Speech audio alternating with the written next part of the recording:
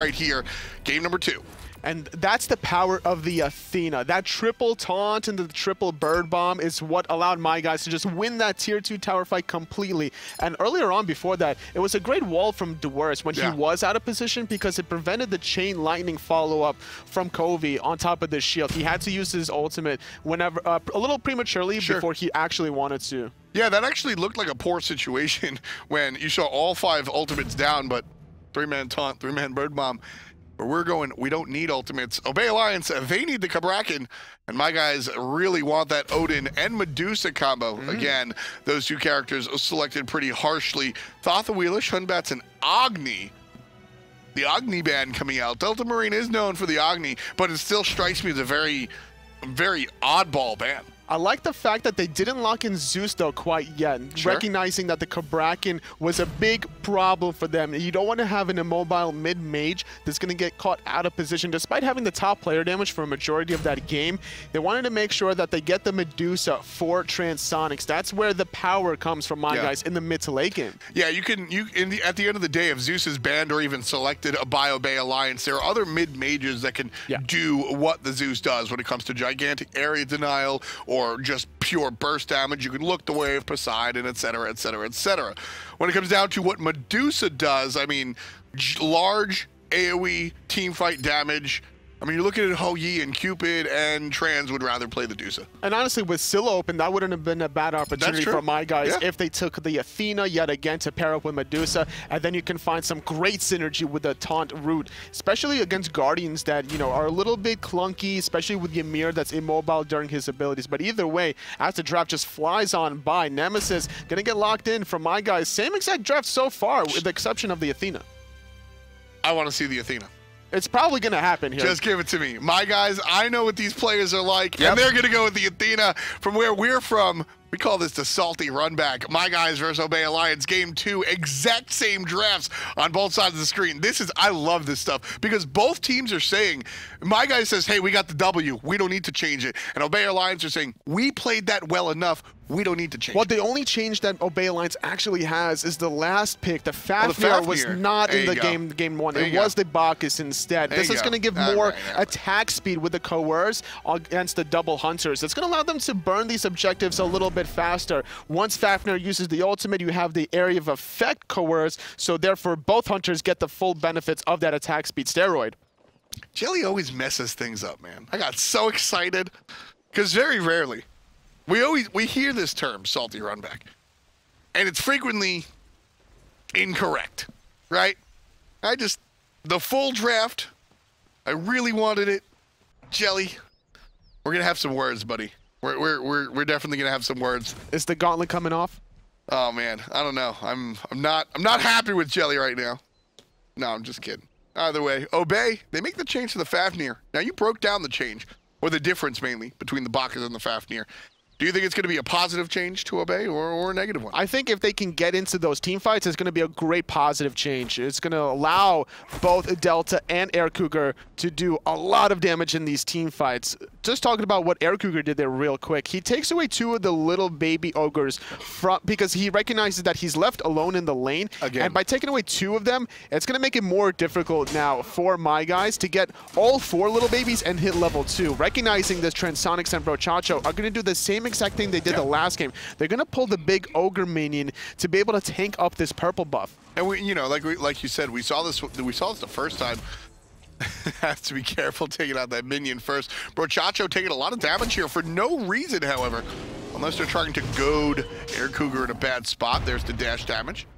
They basically zoning Air Cougar away. He has to deal with the wave on the left-hand side, conceding his purple buff yet again. But this time, the difference for my guys is Chaotic Purpose gets his own speed buff. Now, the blue buff was secured here for Duers, so that option was taken away for my guys. Yeah, so that'll be one of the changes in the early game process that we see out of these 2 teams. It's interesting. These early game starts are so very micro-oriented. I can't think of the meticulous and very specific that when it comes down to individual minion kills, that it's very interesting to see the teams break things down because Smite generally is a macro game.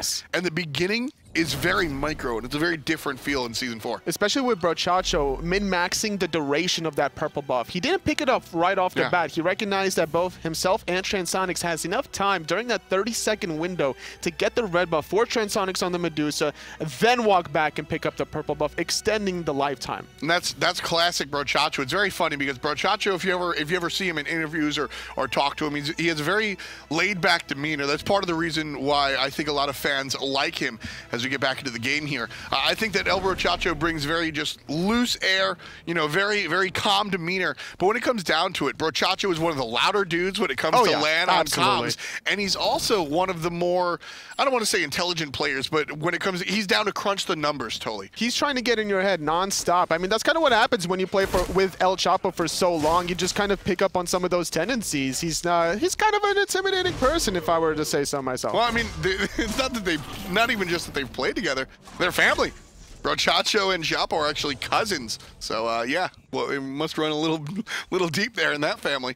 Definitely a little aggressive. Can say the same about the guys on Obey, though. The number of times I've heard Mifflin and Air Cougar specifically scream and shout at the opponent over LAN. I couldn't count. Well, Obey Alliance are practically family at this point anyway. They haven't changed their roster in so long. They've been using the same crew for about 2 years now, I want to say. I love it, Tully. I love when teams decide to stick to this sort of situation. Brochacho dash into the right, Transonics dash into the left. That'll be that. Nice little stun out of PB and Jelly, but nothing really coming through it. And you're right, Obey, they've stuck with the same roster through thick and through thin. You know, it's really fun. It's really fun seeing Dwarf's mom and Jelly's dad come out to almost every single event. So, you know, even beyond the players, their families have gotten to know each other. And you know, Obey, really a tight-knit group.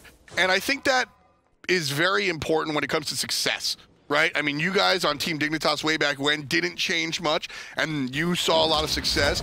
A lot of the teams that have stuck together in SMITE, both PC and console otherwise, have done very well without roster changes. And you can see just how tight-knit Obey Alliance is by the way they travel together throughout the jungle. They peeked their head around the corner on the right side jungle earlier on, but they did it as a 3-man unit, making sure nobody was going to get caught with their pants hanging down low, making sure Delta Marine was in a comfortable spot as well. And then they go to the left-hand side afterwards, making sure that none of their buffs are going to get really pressured out here. Transonics doing a good job so far on the left with those buff invades, having a 1-level lead over Air Cougar. Yeah, my guys over here still dealing with their own jungle, and you know, talking about the synergy between players. Wolves and Transonics have played together on the same team for a long time, and it's very interesting because they're both kind of silent. They don't really talk much except to say, I got the kill, or I'm winning my lane, and that's pretty much what happens for the two of them. So when you take a look here, Wolves and Transonics is sort of the brackets to a very noisy team.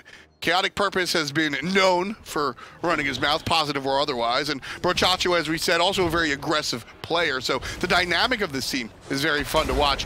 Dwarst is going to walk into a really hairy situation here. Doing a lot of damage, though, in return. Great wall from Mifflin, though. It basically covers him inside. There's no possible way for my guys to even extend any further. That was what exactly...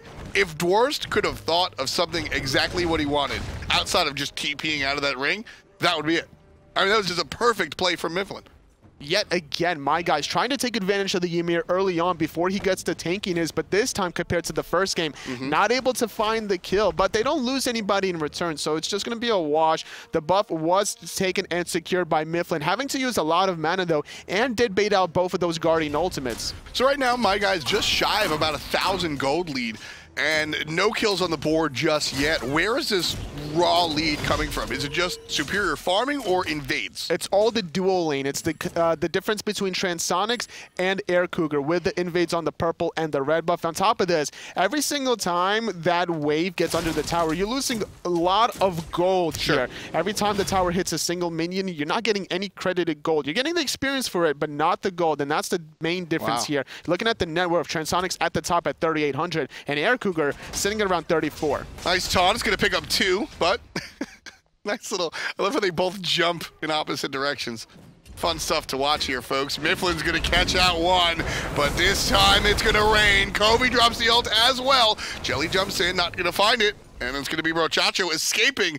Still, No kills. 2 for 2 ultimates. That's basically what happened. But Brochacho, his ultimate's coming back relatively quickly. So once he gets all that health returned to him, he's going to be able to make a play with that Defender of Olympus. Also now picking up Mark of the Vanguard as he backs up, trying to get more damage mitigation, having a lot of damage mitigation in terms of the Bluestone pendants that both Air Cougar, Delta Marine has, as well as all the ticks from the Desert Fury. And don't forget, I think this is one of those damage orienting that a lot of people forget about the damage from tremors. I mean, it's a little bit, but it hits you a lot. It's very much like Fear No Evil, where you don't realize that you're taking that much damage from that source. So it's every half a second.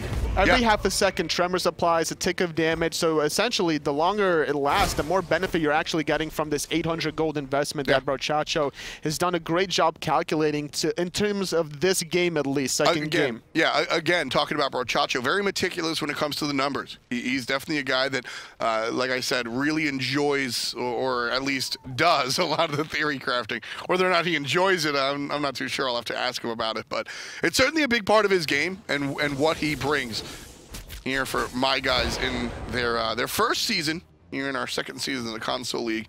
7.5 on the clock very early on here. Game number 1, if you're just joining us. Oh, Dwarst! He's not going to join anybody. He's going to join the dead as the first blood goes down. My guys puts themselves in kill column. Obey have yet to respond. Gold Fury started. Nice pillar placement by Cougar as they showed the presence on the right side of the map. My guys lose the presence on the left side. Wolves causing damage. There's one for him and one for Kobe, but it might as well be a double kill. And there's going to be help. Kill looking for Jelly.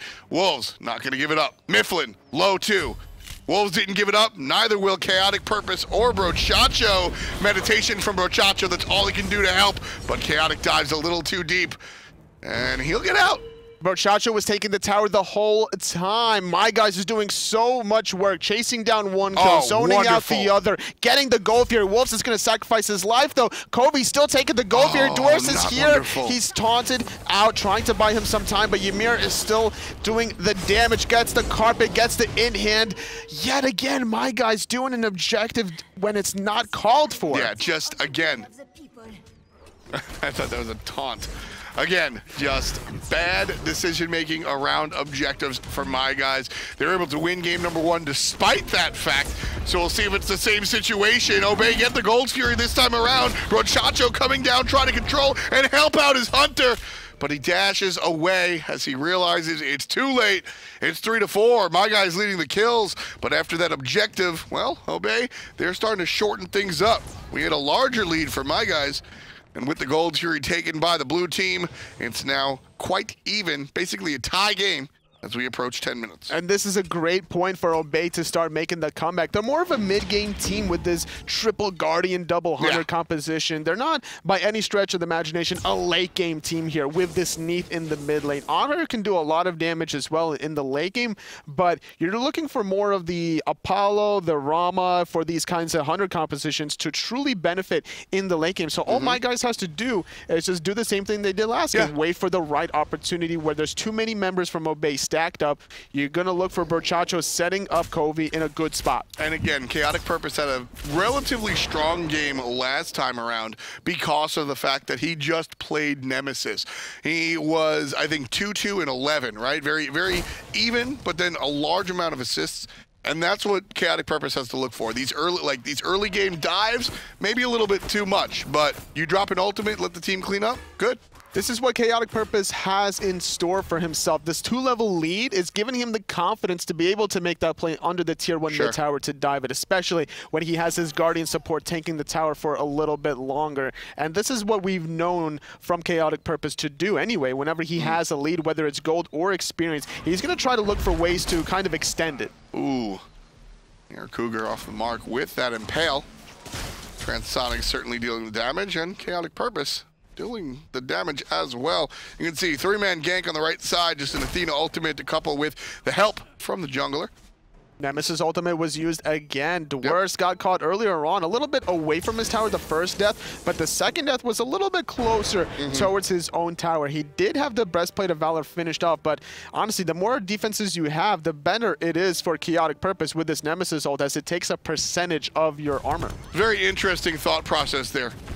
Are my guys going to get the 11-minute tower? No, they're chased off by Jelly. Very interesting thought process there, totally. Fighting against the Nemesis. Is it bad to buy protections? Should you just buy health? You should still buy protections because you're going to need a late game, but the timing of the protections matters a lot. You're going to get more benefits surviving against Nemesis ganks if you get a winged blade to start things off. You're going to get the health and the slow immunity. So once Nemesis does use that ultimate or uses her second ability, you're just going to be able to run away. But the only issue is Wolves on the Odin, you're not running away from that Odin cage unless you have Phantom. Yeah, so when it comes down to it, when you think about a Nemesis, Wolves versus 3. Right now, Cage is in 2. Jumps away over the root. Nice play by Wolves. When it comes down to playing against Nemesis, slows are number one in my brain, so you want to go for that winged blade. After the fact, though, do you still build the health, or do you go into the protections? You definitely want to go into the protections after you get the winged blade. So just the single item? Yes, you just want to get the single item. It's a really great hard counter to be able to survive against the Nemesis ganks. Right-hand side, Wolves survive the gank, and left-hand side, Air Cougar does the same. Great breakdown. Great breakdown. Very interesting to see the finite points of dealing with a haphazard jungler like the Nemesis. A character that it's not about how often you see her or how late you or how not often you see her, rarely, excuse me, but the fact that the ultimate is so mathy. It's so interesting that how you break that down and have to deal with it. It's also a similar story whenever you're dealing with a Circuit. Yes. The true damage is going to go through your protection, so obviously the more health you have, the better chances of your survivability against that god. Same story with Naja, right? You want to be able to avoid the ring bounces, and the more health you have, the more chances you're going to survive the wombo combo that Naja will set up. Naja, of course, having protection shred on that ring bounce. There's so many things on that ring bounce that a lot of people kind of forget about, whether it's the slow, the speed up, the protection shred, etc. A lot on that one ability. Mifflin, however, he's got 4. He's here trying to defend his purple buff. Air Cougar just repeatedly pushed out of lane. Transsonic's down to take some tower shots for it. Jelly and Mifflin here. Mifflin retreating. Nice transformation by Jelly as well. He's going to help out Delta Marine. I love the way that eyeball looks underneath right there. Air Cougar, though, is very low. Nice stun from Air Cougar, going to prevent any sort of follow-up. Brochacho was looking for the taunt, which could have set up Covey for a lot of damage right around that corner, but now, ooh, great jump by Jelly, preventing the follow-up. And here comes the minions, but my guys look like that's all they wanted, but they're going to be forced to fight into it. Mifflin drops the ultimate, but how do you say backfire in the language that they're speaking? Because that one right there did not go the way that Mifflin planned. Now, nobody died for it, and that's all well and good, but Mifflin ulted and then got brought down to 20% HP.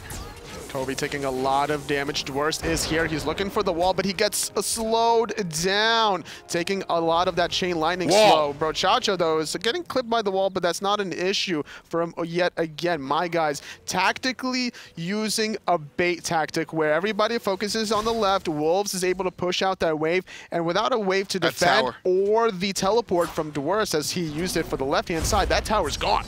Obey, understanding that they're looking up at a 2,000 gold deficit. Go for the Gold Fury, and they execute fantastically. Triple taunt. Double taunt for the guys on my guys, and there's help out. Brochacho claims 1. Mifflin's going to be in trouble as well. Can Brochacho fight against it? He's got friends. Absolutely. 2-0-3 for the Nemesis jungle.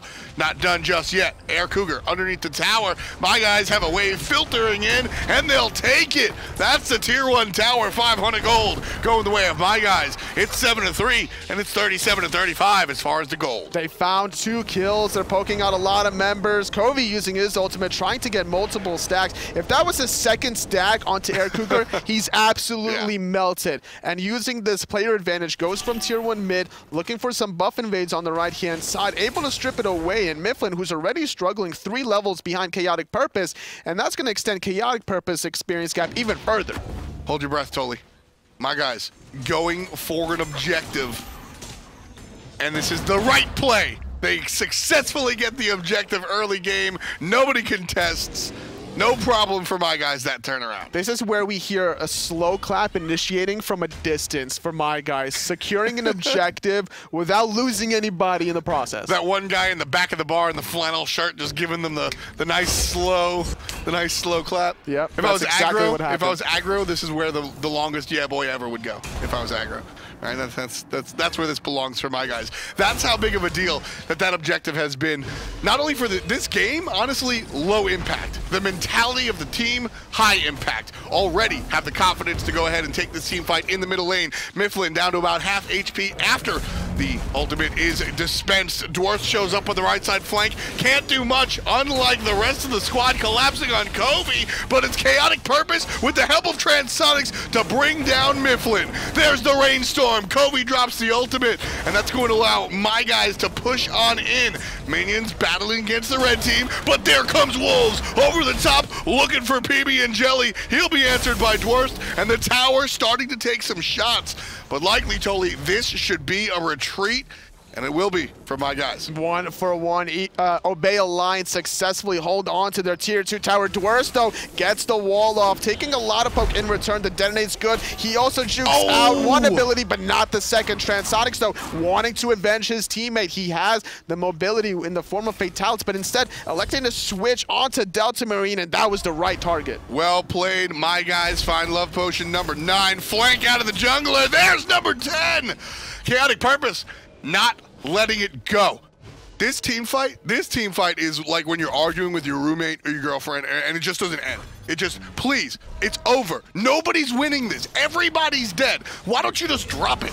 And then Chaotic Purpose comes from the side, just slaps him in the head. Absolutely I mean, if you dissect every situation that was going on there, Dwarves tried to get the cleanup kill onto Covey, but didn't take into account that the Purification Beads was still available. He found the freeze. He couldn't confirm the Ice Carpet. That would have been a clean kill and then a getaway. And then on top of that, we saw the flank coming from Mifflin yet again, just nonstop. And then the counter flank from Chaotic Purpose. It's just a domino effect off of the one slight miscalculation play from Dwarst. Everybody just tried to get the cleanup kill because there was always a cleanup kill presented. And honestly, Kobe made a very smart, small play there, although he eventually died from Air Cougar.